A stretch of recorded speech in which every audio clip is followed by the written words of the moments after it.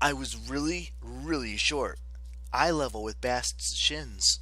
I was covered in feathers, and my feet had turned into wicked claws, kind of like my ba form, but this was real flesh and blood. My clothes and bag were gone, as if they'd melted into my feathers. My eyesight had completely changed too. I could see 180 degrees around, and the detail was incredible. Every leaf on every tree popped out. I spotted a cockroach 100 yards away, scurrying into a sewer drain. I could see every pore on Bast's face, now looming above me and grinning. "Better late than never," she said. "You almost took 10 minutes." Huh? The change had seemed instantaneous. Then I looked next to me and saw a beautiful gray bird of prey, a little bit smaller than me, with black-tipped wings and golden eyes. I'm not sure how, but I knew it was a kite, like the bird kite, not the kind with a string. The kite let out a chirping sound. Ha ha ha! Sadie was laughing at me. I opened up my own beak, but no sound came out.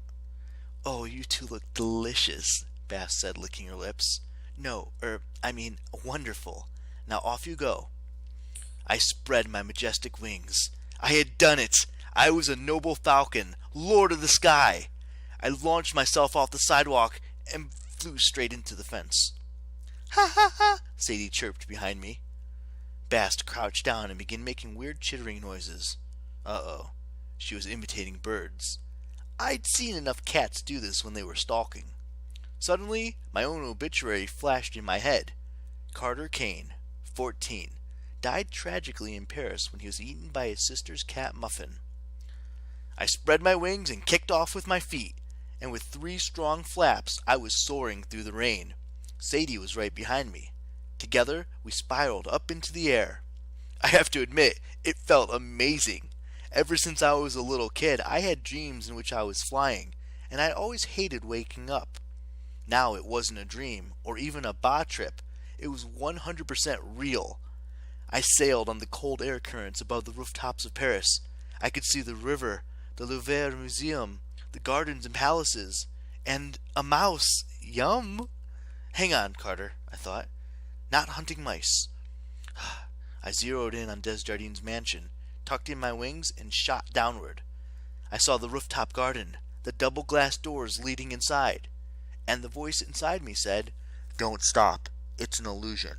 You've got to punch through the magic barriers." It was a crazy thought. I was plummeting so fast I would smack against the glass and become a feathery pancake, but I did not slow down. I rammed straight into the doors and sailed through them as if they did not exist. I spread my wings and landed on a table. Sadie sailed in right next to me. We were alone in the middle of a library. So far, so good. I closed my eyes and thought about returning to my normal form.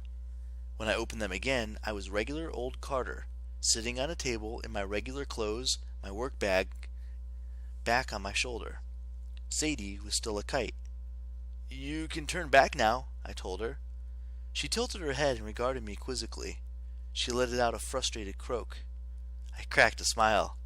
"You can't, can you? You're stuck." She pecked my hand with her extremely sharp beak. "Ow!" I complained. "It's not my fault. Keep trying." She closed her eyes and ruffled her feathers until she looked like she was going to explode. But she stayed a kite. "Don't worry," I said, trying to keep a straight face. "Bast will help us once we get out of here." "Ha ha ha!" "Just keep watch. I'm going to go look around." The room was huge, more like a traditional library than a magician's lair. The furniture was dark mahogany. Every wall was covered with floor-to-ceiling bookcases. Books overflowed onto the floor. Some were stacked on tables or stuffed into smaller shelves. A big easy chair by the window looked like the kind of place that Sherlock Holmes would sit smoking a pipe. Every step I took, the floorboards creaked, which made me wince. I couldn't hear anyone else in the house, but I did not want to take any chances. Aside from the glass doors to the rooftop, the only other exit was a solid wooden door that locked from the inside. I turned the deadbolt. Then I wedged a chair up under the handle.